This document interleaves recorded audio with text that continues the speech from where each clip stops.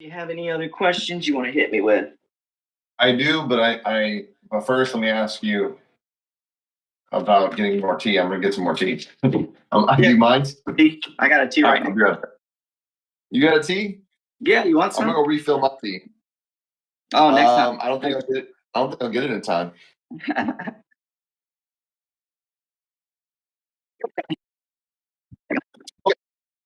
So I got my tea. So when you're at the gym, like how hard should you be rolling? Like, are we trying to kill each other? Are we taking it easy, somewhere in the middle? What's the proper etiquette for intensity? This one's going to be easy. This is going to be a fast one. If you are training to be good at Jiu Jitsu, then you need to train in the spots that you're worse in. You need to roll to be in the spots that you're worse in until you're not bad in them.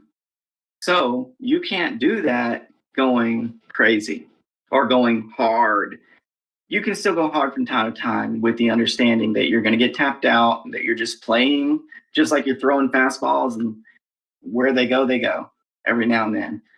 No big deal. But do that rarely. We're talking the beginning of your jiu-jitsu journey until like into blue belt. And then every now and then from then on. Like I'll still do it, but not as much. Here's the deal. You're either going to class to training to get good or training to get tough. So if you're training to get tough, then you're gonna speed through the lesson, get to the candy at the end of the lesson, and then roll like a lunatic with everybody and try to tap everybody out. Yeah. And you will get people butting heads with you, and you'll win some, lose some, and you will get tougher. But you really won't get a lot better. But the times that you get on the bottom or wherever your spot is that you're not good from, you can imagine mine are a smaller guy, side control, underneath the mount, somebody on my back. Those three that I spent probably 2 or 3 years with each of those. Like me and somebody on my back were best friends for like 2, 3 years. So that now if I get somebody on my back, I don't feel a threat. I still might get caught, but I don't feel the heartbeat start to go up at all. The same with being mounted or being side controlled. No problem. Because there's a door open right on the other side of the wall. Like we can't see it because we're just looking around the room that we're in and it's like miserable. But don't worry about what's in the room. Right on the other side of the wall, there's an open door. So that's the way that I look at it. You'll never see the open door if you just want to just go crazy and look around the room that you're in. Like this is you care about the room that you're in. What about the open door and what's behind it? There's it could be thing City of Oz. Who knows? That's a metaphor for plenty of things in your regular life too, that you don't get it right when you want it. Well, you can be what's the word, sullen and bratty and um, ornery, upset, take it personal, all that. Or you can not care at all. So if you think, what are we talking about here? The intensity that you roll. The question last time was, is it okay to tap the person higher ranked than me? Or how should I? What was the question? Is something like that, right? Last time. Is it a big deal? Is it a big deal? Well, this feeds right into that. If you're going nuts on that higher ranking person, because they're not really going nuts on you, or they're kind of going easy with you, or giving you like, you're thinking to yourself, you're supposed to be a purple belt or a brown or black belt. You don't roll that hard. This ain't bad at all. And you roll with them to try to tap them out, thinking that they most likely can almost like read your dang mind. And trust me, and then they're gonna get it. You're gonna get it. They're gonna give it to you, and you're gonna get it. They're not gonna miss. It's gonna be like a dang bow and arrow, and that arrow is gonna go right into the bullseye like 25 times. And then the next person is probably gonna get 25 times. They won't want to roll with you. They might just be like, "No, get out of here, kid." That's the worst thing, because you're not gonna benefit from these jujitsu higher ranking people that will make you better every time you're around them.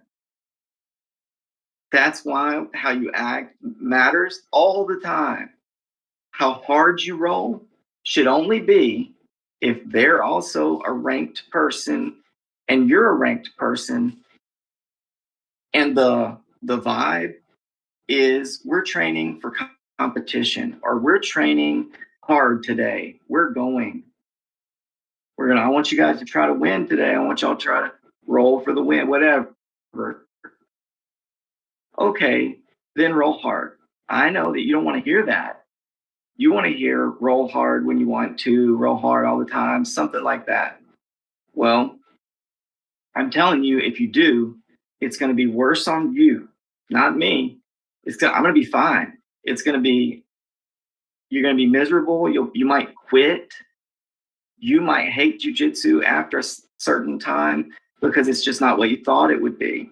It would have been, but you thought about it the wrong way. So go into the doors, look around, and say, here are my new friends. And I just got to go about seeing how they became my friends. You're already thinking, these are my new friends. I wonder how I became friends with that guy. Well, let me go see. We're going to make it happen. Would you rather that than, okay, let me look around. Who can I beat? That guy. And then that, if these guys can read your mind, that's what they just all heard, especially that guy, then they think, oh boy, oh boy.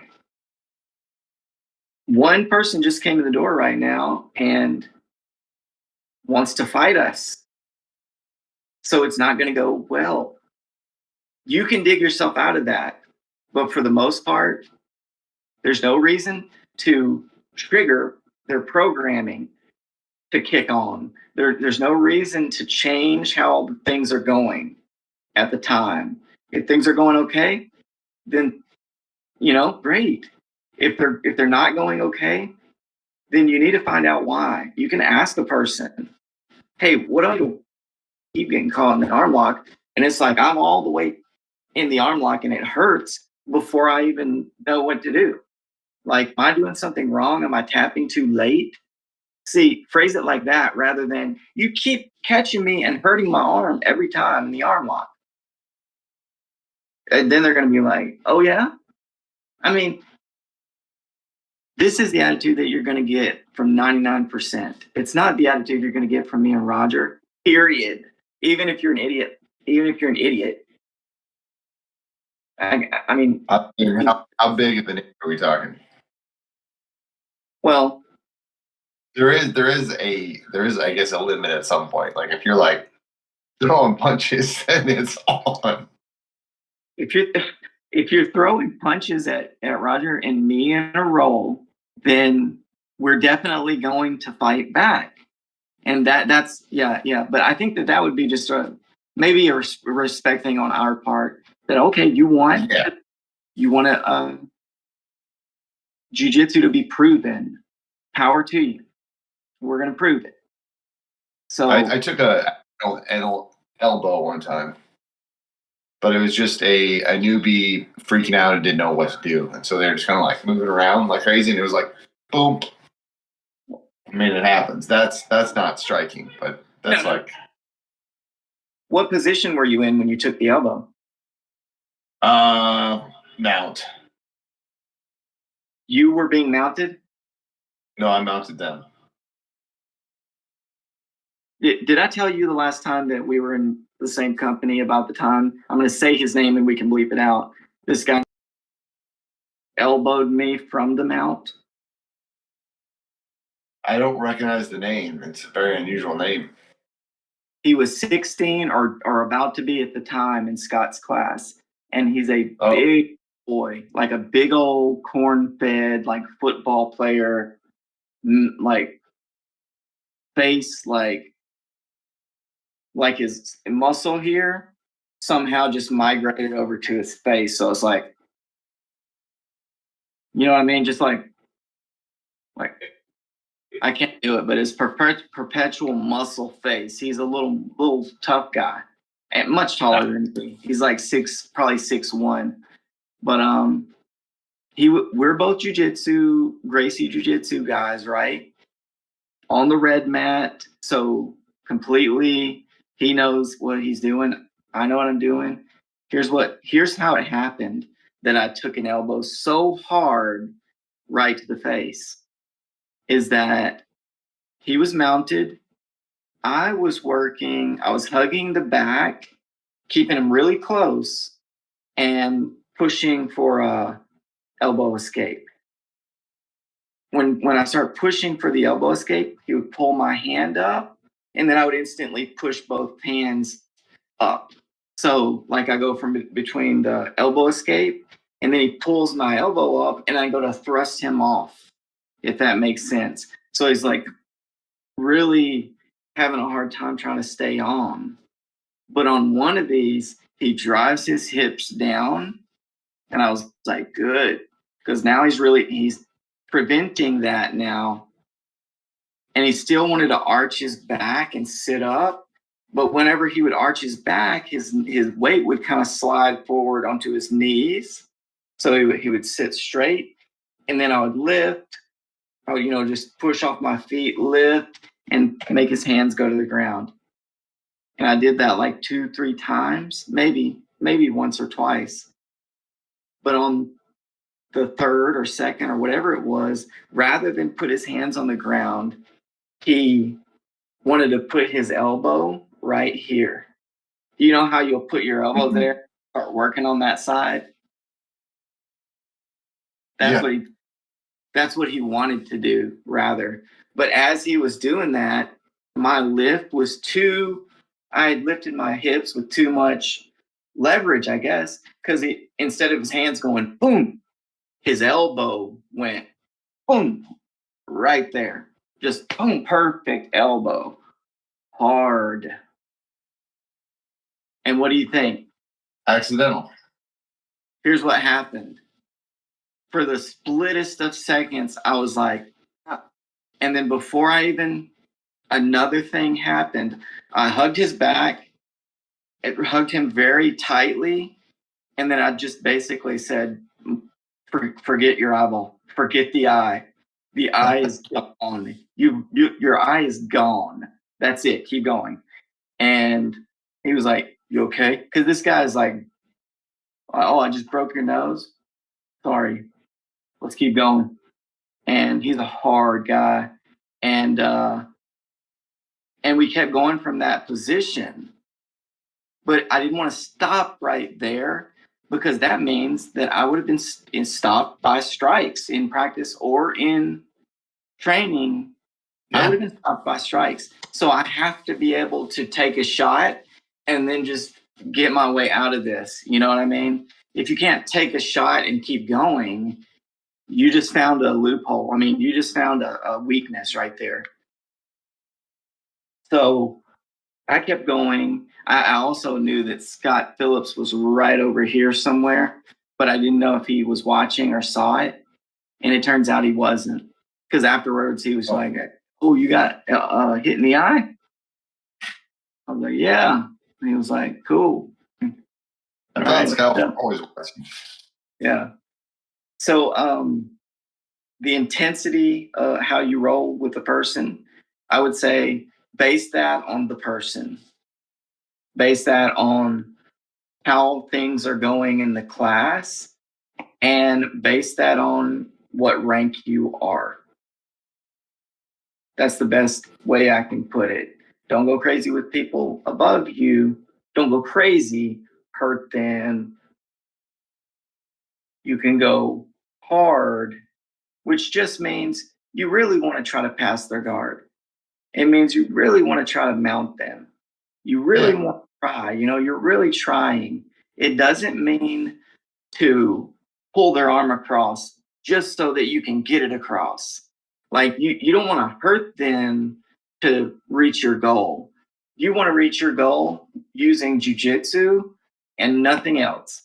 And if you can't get there with that, then you're rolling too hard. You don't know enough. You need to train drills more. You need to listen, ask the people in the class questions. They are, I mean, for the most part, those guys are similar to us in that they're happy to help for the most part. Most upper belt people are helpful when you ask them to be, or when they need to be. Some aren't going to be at all, but overwhelmingly they're helpful. And you won't be penalized for asking for help ever. And if it boils down to it, then talk to the instructor and say, hey, how hard should I be rolling? Am I rolling too hard? And then you got your answer. That's it. That's the end. Billy blanks. Billy blanks here.